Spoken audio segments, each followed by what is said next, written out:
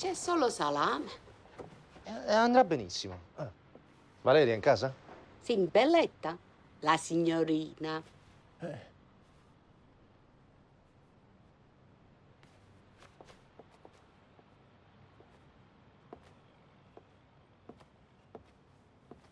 Valeria!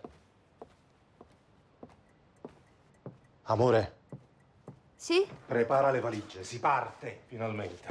Ah sì? Per dove? Ti ricordi il dottor Gora? Ma chi è il produttore? L'ho incontrato stamattina.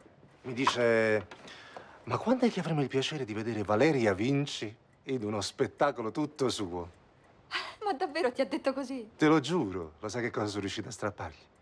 3 mesi di scrittura nel suo teatro. 3 mesi? 3 mesi. Io già me lo vedo. Il tuo nome brillare all'Odeon di Savona. Ah, amore, ma è fantastico! Vuole fare le cose in grande, 20 ballerine, un coreografo francese, mi ha fatto pure il nome, ora mi sfugge, un'orchestra di maestri. Basta solo che io gli versi un anticipo e la cosa è fatta. Un anticipo? Sì.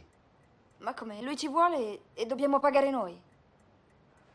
E là sta il bello, perché lui ci vuole soci al 50%. E io ora, purtroppo, mi trovo in una contingenza per la quale non posso versare l'intera somma. Quindi pensavo, se tu mi dai qualche oggetto... I miei gioielli? Sì, insomma... beh, ti giuro, solo qualche giorno, poi te li spegno, te lo prometto. Tu mi hai promesso un sacco di cose. E poi mi hai già preso gli orecchini con gli zaffiri. Ah, sì? Appunto, ti spegno anche quelli, Valeria. È l'occasione della vita, amore mio. Non se ne parla proprio. Ecco. Se vuoi, puoi riprenderti l'anello con lo zaffiro orientale che mi hai regalato l'altro giorno.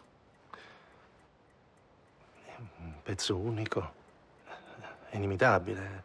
Le collanine d'oro, invece. Sono vere. Giusto? Tu stai insinuando che io ti ho dato una... Amore, l'ho sempre saputo che era falso. Ma io sono una signora e ho apprezzato il gesto. Sapevo che lo facevi con il cuore e non ho voluto ferirti. Comunque, se ti azzardi a toccare i miei gioielli, giuro che ti taglio le mani.